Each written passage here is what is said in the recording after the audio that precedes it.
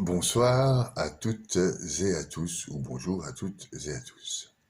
Dans mon livre Sciences spirituelles et quantiques, je vous ai parlé du cerveau et du rapport que le cerveau a avec les qualités de l'univers.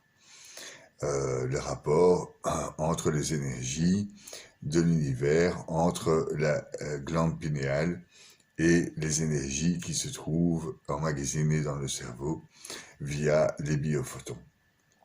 C'est une capsule que j'ai faite auparavant, vous pouvez la voir, elle s'intitule le cerveau.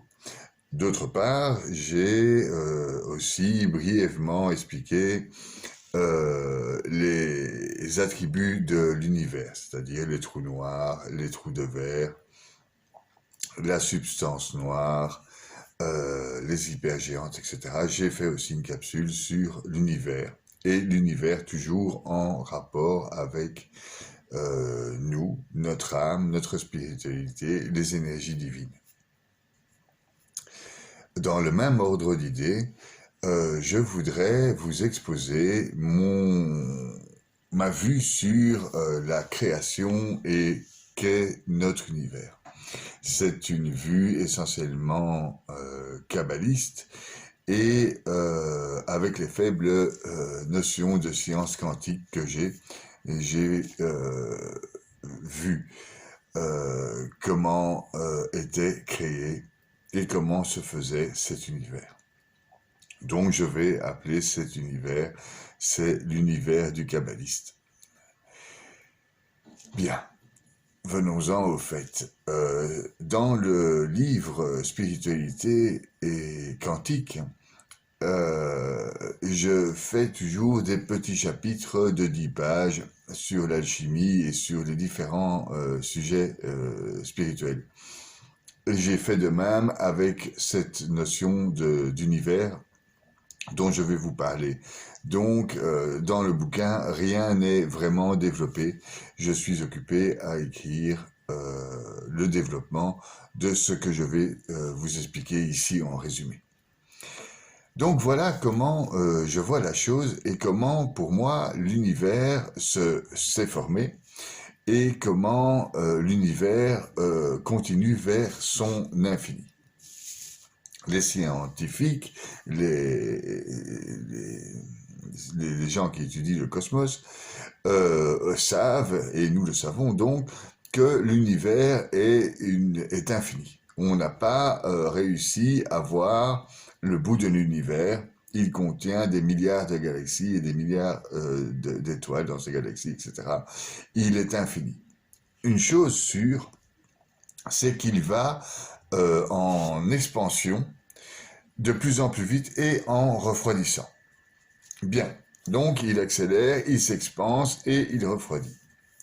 Donc vous allez, si vous réfléchissez, déduire logiquement que la matière de l'univers, les planètes et tout ce qui est matière, va disparaître donc par entropie, c'est-à-dire que tout est voué à disparaître, ce bic est voué à disparaître, vous êtes appelé à mourir, et donc les planètes elles-mêmes vont en entropie, c'est-à-dire en accélérant, en expansion, en se refroidissant, et donc va vers son entropie, et donc va vers sa destruction matérielle. Ça tient d'une logique tout évidente. Maintenant, on va parler donc de l'univers. Pour moi, l'univers est composé de matière d'une part et de l'autre part d'énergie.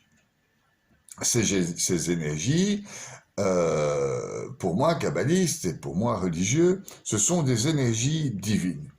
Alors ces énergies divines, moi je les schématise dans notre corps par notre âme. Bien, une âme, notre âme n'est pas visible, elle ne peut se rechercher qu'en faisant un travail intérieur avec notre conscience et notre esprit pour trouver le siège de notre âme. Bien. Cette âme est quelque chose d'invisible à la différence du matériel qui est visible. Donc, pour moi, dans l'univers, il y a la chose visible qui sont les planètes, les étoiles, les hypergéantes et les trous noirs. Et de l'autre côté, il y a des choses invisibles comme la matière sombre, la matière noire et la conscience qu'elle porte. Voilà. Alors, donc, d'un côté, comme dans notre corps, nous avons donc une spiritualité. Au plus profond, nous avons une âme qui est immortelle et nous avons une matérialité qui est dégradable.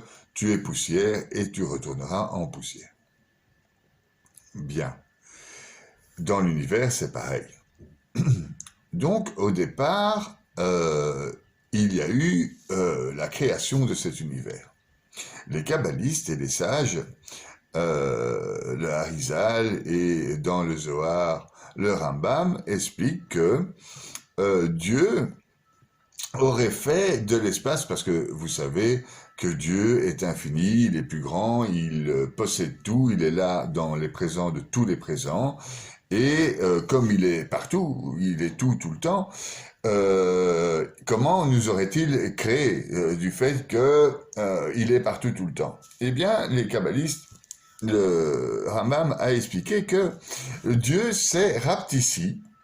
Hein, Dieu, c'est une image, hein, c'est une image pour nous laisser de la place.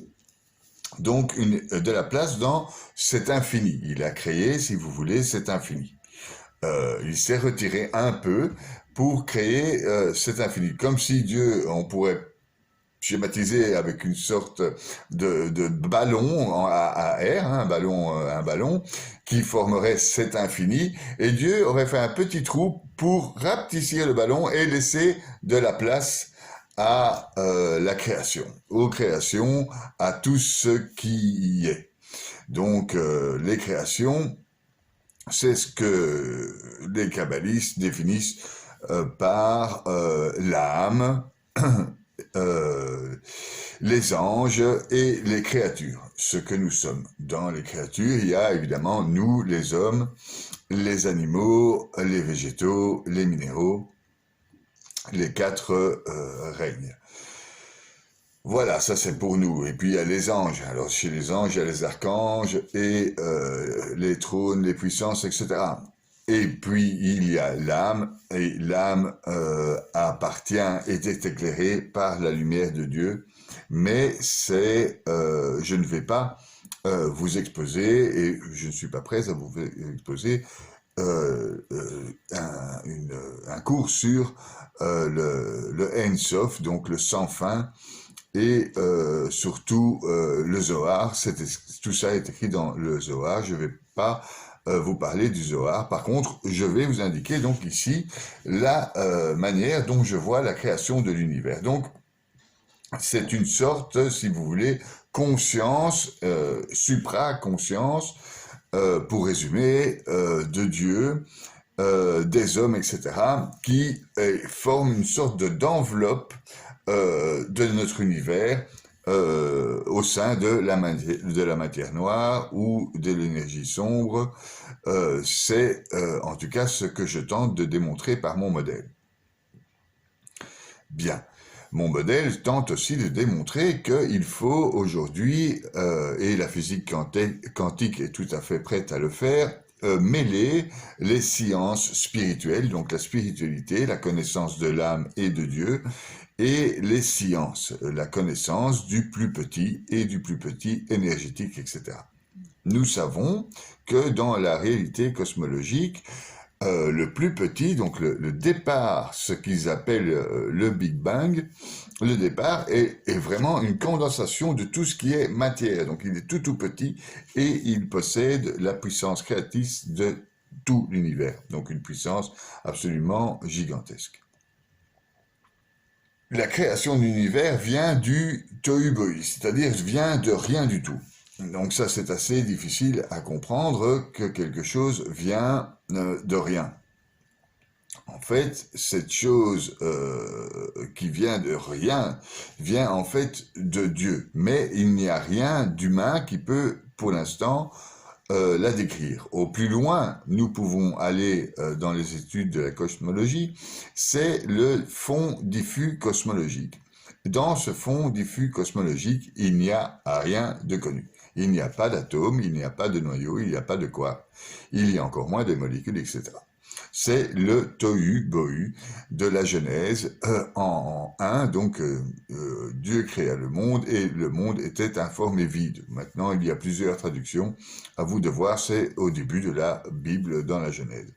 Et donc, dans ce tohu-bohu, cet informe et vide, il n'y avait rien de connu des hommes.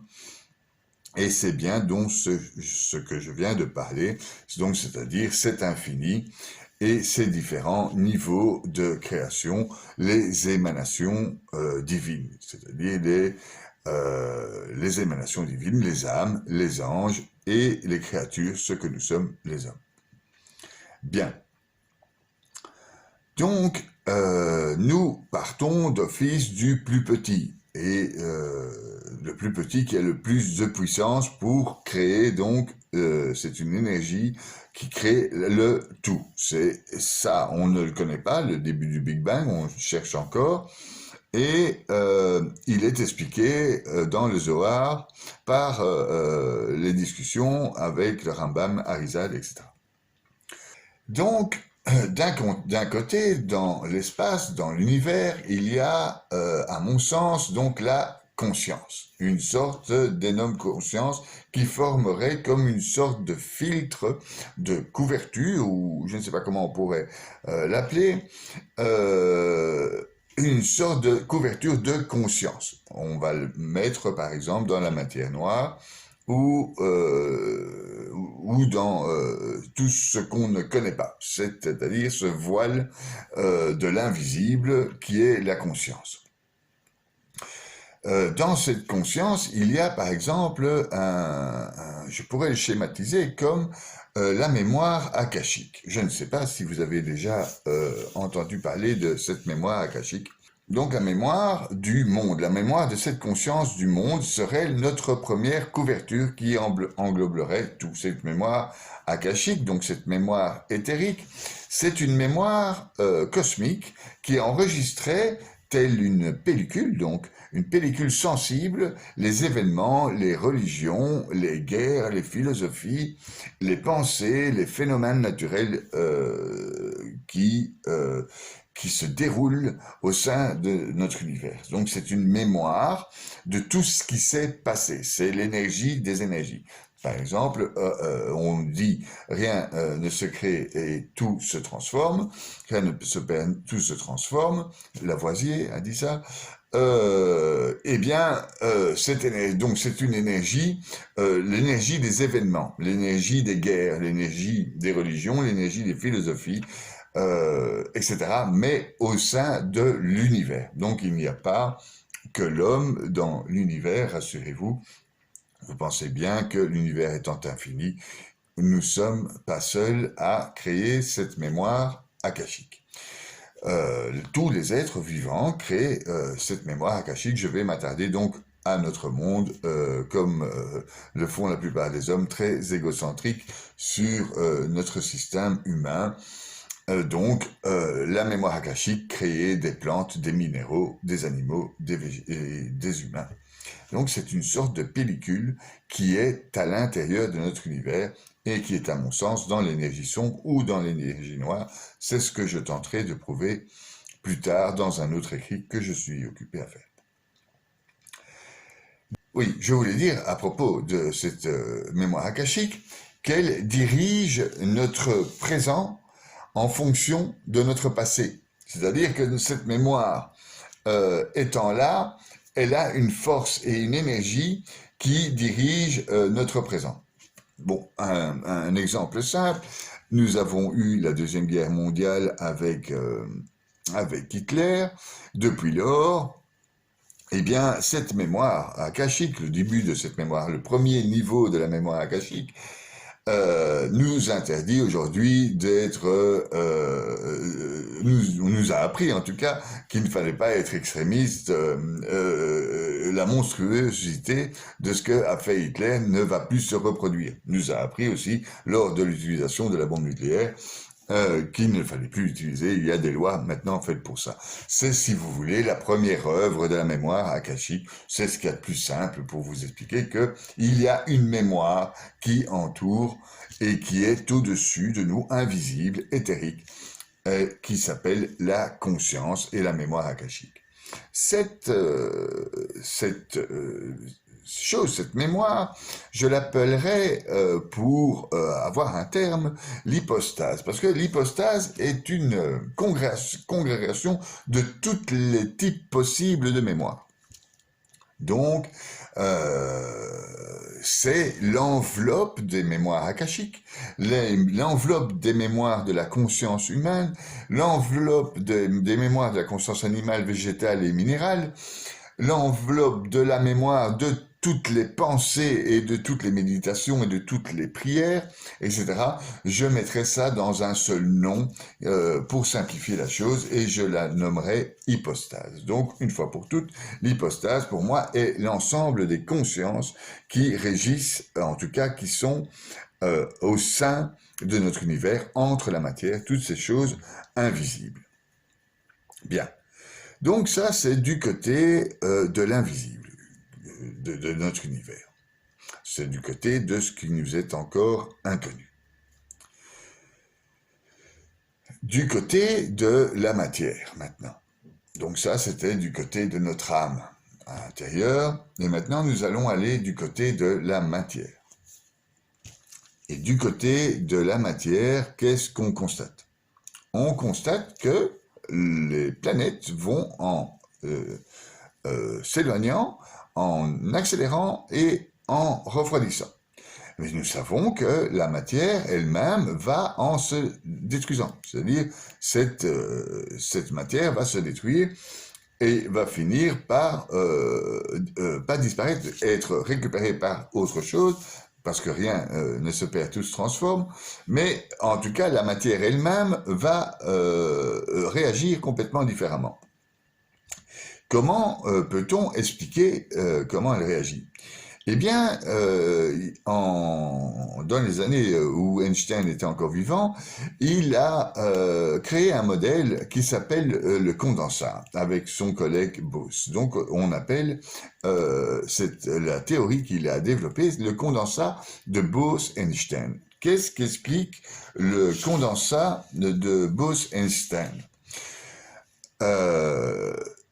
Elle explique que si nous refroidissons la matière, le plus petit de la matière, hein, donc si nous refroidissons l'atome et les molécules en dessous, 10 000 fois en dessous de la température du zéro connue, eh bien ces molécules vont réagir en un seul bloc.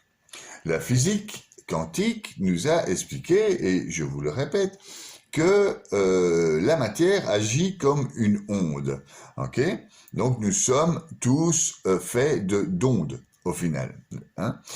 Au plus petit dans le condensat de Bose-Einstein, ces ondes vont devenir, elles, plus grandes que l'espace qu'il y a entre les atomes. C'est-à-dire que toutes ces ondes vont s'entrelacer et ne former qu'un seul bloc. C'est ce qu'on appelle l'unité. Voilà. Dans un autre sens, à propos de cette unité, notre recherche intérieure et spirituelle est l'unité avec Dieu. Au plus nous sommes sages, au plus nous avons de sagesse, au plus nous sommes en contact avec le divin, et nous formons une unité avec celui-ci. Je prends pour exemple les moines tibétains qui n'ont plus rien de matériel autour d'eux et qui font une unité avec la nature. Je prends comme exemple les moines bénédictins qui se mettent à part et qui ne possèdent rien de matériel, qui essayent de faire une unité avec Dieu. Il y a d'autres, il y a les moyens de la méditation, etc., qui permet d'avoir cette unité. Donc, le but de tout, même de la matière, est de créer donc cette unité. Et c'est ce qui crée l'engendrement, et c'est ce qui crée le bonheur, et c'est ce qui crée l'amour. Donc l'amour entre la femme et l'homme est une unité, elle aussi. Donc en fait, ce que nous cherchons, ce n'est pas la division, mais l'unité. Eh bien, c'est ce qui se passe aussi dans l'univers.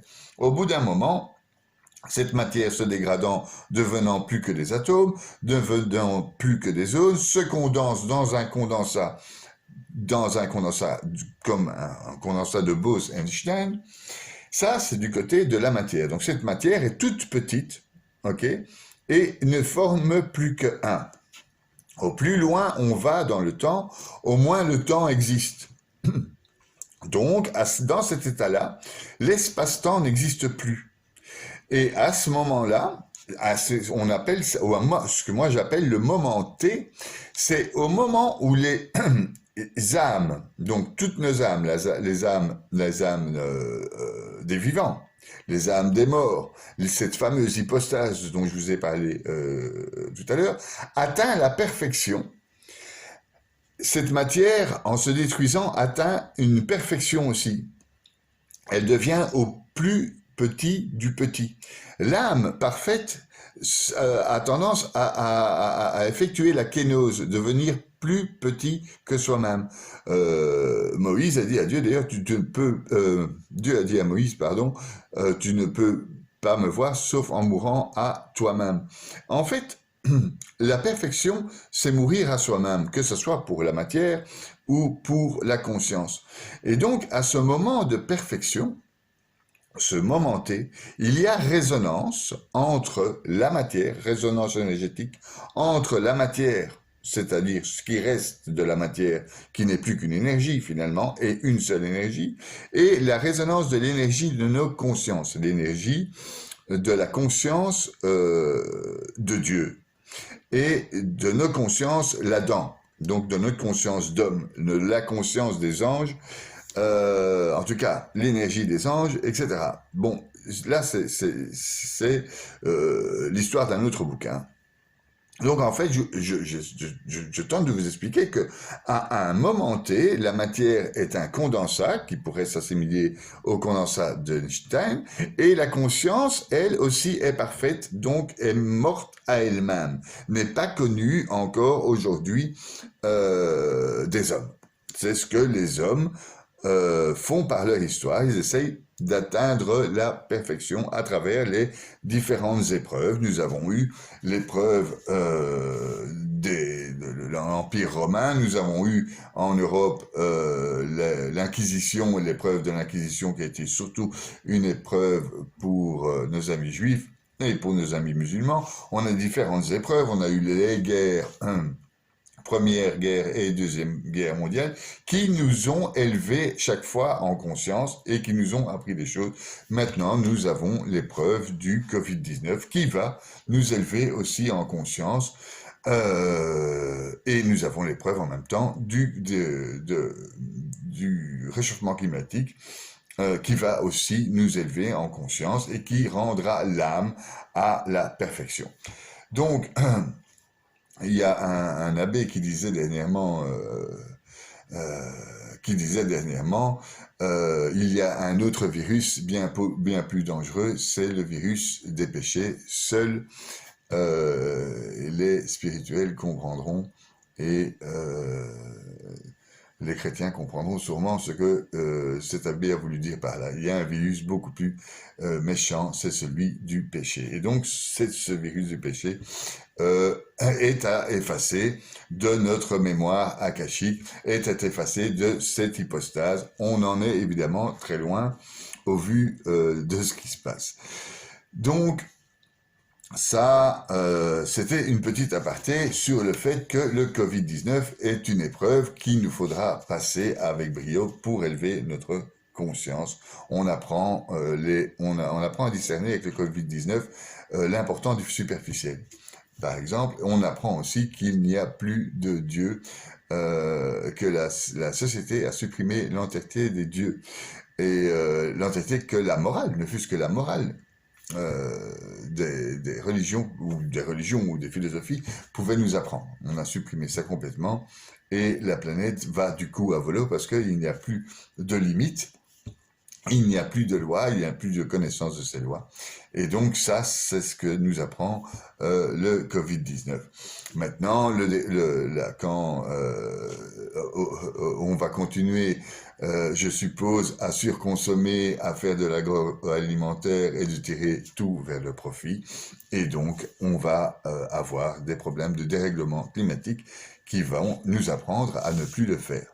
Ce serait dommage d'en arriver là, mais c'est probablement certain.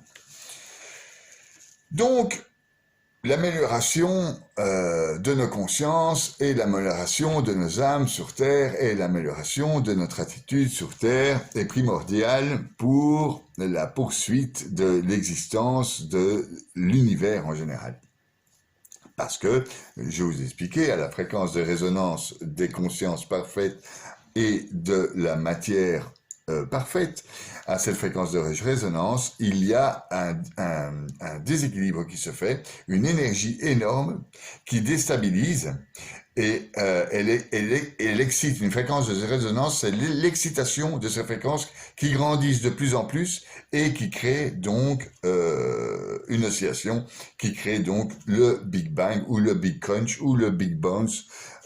C'est encore à étudier. Donc, recréer donc de la non-matière totale, quelque part, un univers à nouveau. C'est ma vision de la création de l'univers. Donc, d'une part, l'énergie de Dieu, la lumière de Dieu, qui a créé, qui a laissé l'espace pour les créatures, pour les créations, les âmes, les anges et les hommes, donc la matière où nous sommes. Et ces hommes ont été créés à l'image de Dieu, aussi dans la Genèse, et connaissent donc le bien et le mal, ont cette notion de bien et de mal, et donc sont responsables, à l'image de Dieu, est responsable de son futur, de son avenir, vous le constatez dans le monde et dans l'épreuve que nous traversons aujourd'hui, mais aussi est responsable carrément de l'univers, car l'homme possède une âme qui est, elle, infinie, et qui fait partie de ce système infini que constitue notre univers. Bien, nous avons donc une responsabilité gigantesque sur l'attitude que nous avons sur Terre. C'est une évidence, c'est une évidence, c'est une évidence. Comment peut-on participer, nous, à la création de l'univers? En allant dans le bien, vers le bien. Alors, la première méthode, c'est de découvrir son soi intérieur, son âme, grâce à son esprit, sa conscience, et d'avoir une spiritualité. Une spiritualité, c'est d'office parler à Dieu. Donc, maintenant, les bouddhistes parlent à Bouddha, certains autres parlent à la nature, etc. Ça revient au même. Dieu est au-dessus de tout. Il est un, il est unique, et il est au-dessus de cette pyramide, si on veut, infinie. Donc, il possède tout. Donc, si vous êtes bouddhiste, très bien. Si vous êtes musulman, très bien. Si vous êtes juif, très bien. Si vous êtes chrétien, très bien. Et j'en oublie certains autres, les aborigènes d'Australie, etc., etc., etc. Cette connaissance de Dieu, cette approche à Dieu, cette direction vers l'unité de Dieu. Donc par la prière, par le sacré, la méditation, la recherche du moi intérieur, la recherche de l'âme, et comme à l'image de Dieu, Dieu nous a laissé de la place pour être, à l'intérieur de lui évidemment, euh, eh bien, nous devons laisser la place à l'intérieur de nous pour Dieu. En tout cas, pour un de ses visages. On va appeler ça des visages ou des attributs. Mais en tout cas, laisser de la place pour Dieu dans notre âme. Et quand on laissera de la place pour Dieu, on pourra rentrer dans notre âme et traverser notre corps pour aller vers les cieux et atteindre la notion d'éternité, etc. C'est ce qu'on appelle dans la religion chrétienne l'Esprit Saint, ou toutes les religions, qu'elles soient animistes ou non, ont cette forme de connexion avec Dieu, et elle passe par le passage obligé de la recherche de son moi profond, la recherche de son âme, et la recherche de Dieu et de qui il est, et de comment il est, et de comment il fonctionne. Ça, c'est la première manière, donc, d'améliorer le système de notre univers. Parce que, tout simplement, on va vers le bien. Ce sera la manière d'améliorer vos relations avec les autres, la relation avec vos enfants, votre femme, la manière de donner la notion de respect pour ceux qui vous entourent, etc. La manière de nous sauver aussi notre planète quelque part. Mais donc, j'en viens, moi, à la création de cet univers, de cette hypostase. Donc, d'une part, donc, transformer cette mémoire akashique vers le bien, hein, par la méditation et la prière. La deuxième chose qui va se passer, pour nous en tout cas, c'est la mort. Alors, à la mort, seront purifiées les âmes, c'est-à-dire, je vous l'ai expliqué dans d'autres capsules, je vais essayer de vous faire ici un petit résumé. Il y a le bien et le mal, et votre âme et votre création, vous-même, avez une responsabilité envers l'univers, et Dieu vous demande de prendre vos responsabilités. Évidemment, Dieu ne vous demande pas de faire des guerres, de faire des génocides, de faire de la contraception, des meurtres à tout va, etc. Dieu vous demande de faire le bien et de participer à sa miséricorde. Donc, une fois mort, si vous n'avez pas fait le bien, et si vous avez fait des guerres, etc., eh bien, toutes ces petites étincelles de vie seront immédiatement brûlées, parce qu'elles seront instables, elles sont devenues instables. Une fois notre mort, le mal n'existe plus. Le mal est une création de l'homme, par son manque. Donc, à la mort, les âmes sont purifiées, tout ce qui est mal va être déstabilisé car elle n'est pas dans son origine. Elle retrouve, donc à la mort, on retrouve notre origine quelque part, entre guillemets, et là, tout ce qui n'a pas été utilisé pour le bien ou pour la création se détruira. Voilà. Et donc, ces âmes seront purifiées. Donc, à la mort, c'est un moyen, la mort est un moyen d'atteindre cet objectif de l'univers, cette unité et cette perfection. Voilà. Donc, maintenant nous sommes vivants et nous sommes conscients que nous avons une responsabilité par rapport à l'univers. Et nous sommes conscients, on va descendre, parce que nous avons une responsabilité envers Dieu, nous avons une responsabilité envers l'univers, on a une responsabilité envers notre planète. Alors, quelles sont les responsabilités qu'on a envers notre planète? C'est respecter les autres règnes existants, c'est-à-dire les règnes animaux, végétaux et minéraux. Regardez comment elles fonctionnent. Vous pouvez regarder comment fonctionne le business, comment créer des entreprises, comment créer des ports, comment créer de l'agroalimentaire, etc. Vous pouvez aussi regarder comment fonctionne la nature, comment fonctionnent les animaux, et les respecter au même titre que nous, car ils font aussi partie de cette mémoire, de cette hypostase, ils ont aussi une partie d'âme. Ils n'ont pas la responsabilité que nous portons par contre, parce que nous créons le bien et le mal, et donc nous avons une responsabilité de créer le bien et d'enlever le mal. C'est ce qui s'appelle la spiritualité. Voilà, voilà. Donc à cet instant T, l'instant où les âmes sont devenues parfaites, l'hypostase est devenue parfaite et la matière est devenue parfaite au plus petit de son énergie, au plus puissante elle est, oscillation grâce à la résonance et restartage d'un nouvel univers. Maintenant, un petit détail que je voudrais rajouter, lors de la création de ces univers, c'est un condensat d'ondes.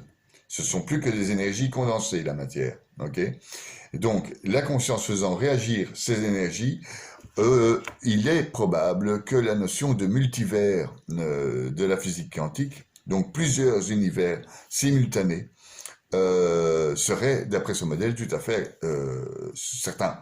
C'est-à-dire, comme ce condensat serait un condensat d'ondes qui serait complètement une vers le bas, une vers le haut, une vers le bas, et qu'il y aurait une oscillation de toutes ces ondes, il y aurait création immédiatement d'un multivers, et non pas d'un seul univers comme nous le supposons aujourd'hui.